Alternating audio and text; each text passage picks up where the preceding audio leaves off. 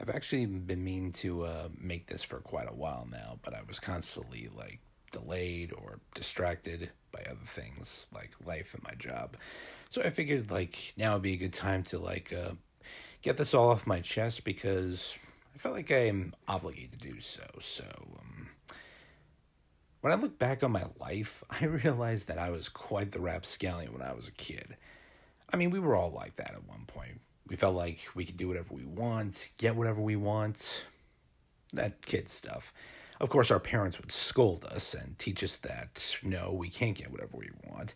And we would learn that lesson and we reevaluate ourselves where we realize we can't get what we want and that there are certain rules we have to follow.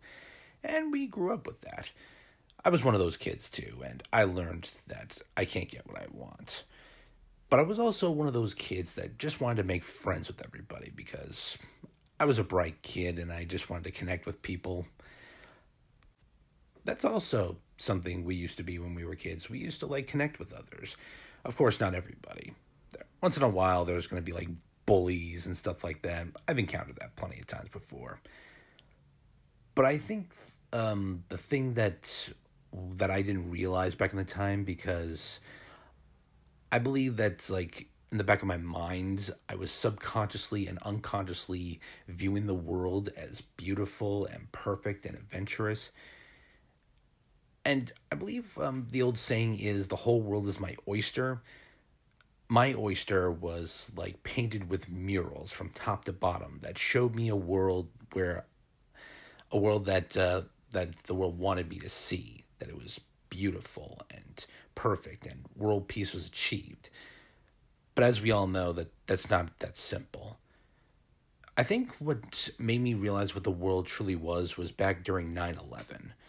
I remember it like it was yesterday, even though it was like years ago. It was back when I was like in elementary school in New York City, and I was waiting for my bus to be called, and it was taking a while, and I was getting really annoyed and impatient. I was a kid back then because I just wanted to get my homework done, and I didn't want to like be up all night. And then we were told to go to like the playroom where all the games and books are, and the principal had explained to us that there was an accident, and one of the kids was starting to cry, and I didn't know why was going on. I was young and stupid, didn't really care for much because in my head I was like, "Come on, when are they gonna call my bus? I want to go home."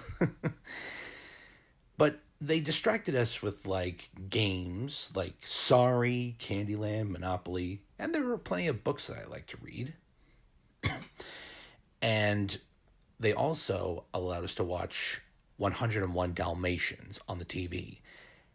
And looking back on it all, that was the most fun I've ever had because I love that movie. I mean, I'm a Disney fan and I'll always will be a Disney fan no matter what. And I read a few Thomas the Tank Engine books, which, yes, Thomas is also one of my favorite TV shows as well. Like back when I was a kid, I watched the first episode of Shine Time Station and Thomas, and I realized I was a train enthusiast.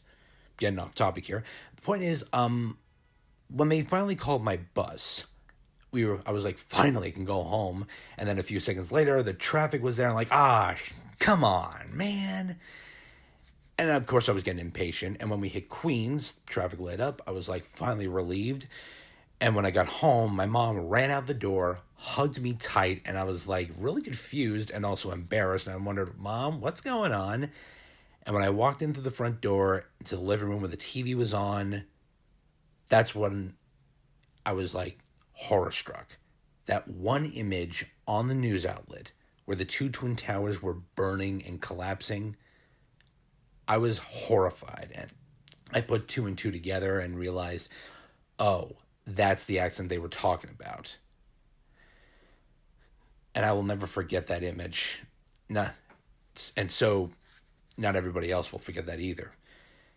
I guess it doesn't really help that 4Kids TV also introduced Yu-Gi-Oh to the States during that exact same day. So yeah, bad timing on that one. And I think back then, looking back on it, I realized that my oyster was fractured because it gave me a sense of an idea of what human beings are capable of doing to each other. I mean, yeah, to be fair, I've seen that plenty of times before in like movies and TV shows, both live action and animated, but this was like real live experience.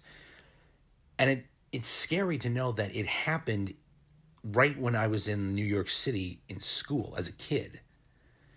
Still, I was just, even though I was young, I still like refused to give up hope. I still believe that people can come together and connect with one another. I still believe in helping people. And when I was growing up, I used to help people a lot. I donated to charities, helped out, donate to the homeless.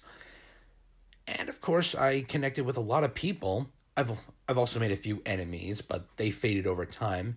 And there were also a few of the bullies that like changed their attitude, realizing that they were not going to get anywhere or get any friends with that, and they started to like connect with me. And that's what's so beautiful about that. Because some of the people that used to be my enemies are now part of the my friends list. I hadn't seen them in a while, and I hope they're doing all right. And I graduated high school, and I went off to college. And let me tell you, registering for college was hell because I was going up and down like flights of stairs, each to every level, to each department, to every office, and they were telling me to go here and there and everywhere. I was having a panic attack and a heart attack. I felt like I was going to pass out. But then I registered the very next day, starting fresh and new, and we did it properly, and I was fully registered. Although one of the deans there was seemed to had it out for me for no reason, and he was trying to prevent me from like registering. He was an asshole.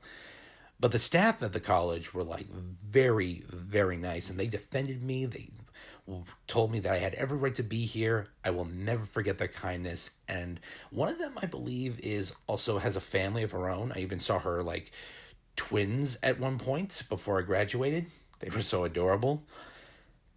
Of course, around the middle of that, he also like interrupted us during a midterm exam, and we basically failed, and he got so much calls from like parents and families and friends telling him what a horrible person he was being, how unprofessional he was. Believe me, my own mother heard about this, and she also became part of that. I can only imagine what he was going through at the moment. And then I graduated college, which was kind of uneventful when I think about it, because back in 2016, I think like when America, like when like some like red states like cheat their way into the system, that's when I like lost all hope, and my oyster was completely shattered because it was deteriorating over time, and I saw the world for like what it truly was, a cesspool of like hate, war, and destruction and death. And I think that was when I discovered that I became a misanthrope, where I started to hate humanity equally, as I saw them as just like stupid and pathetic.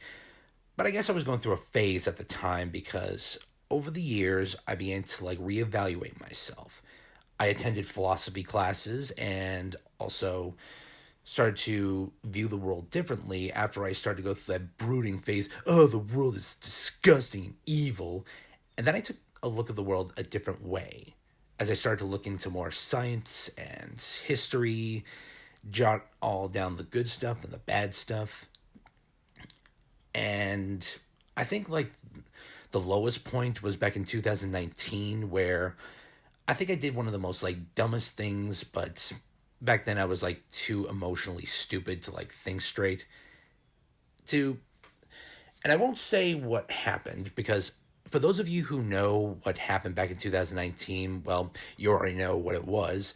But just for the sake of purity, I'll just say that it was sort of like the Depp and Heard situation before the Depp Heard situation became a thing, where one of my heroes was backstabbed by other people who I viewed as my heroes.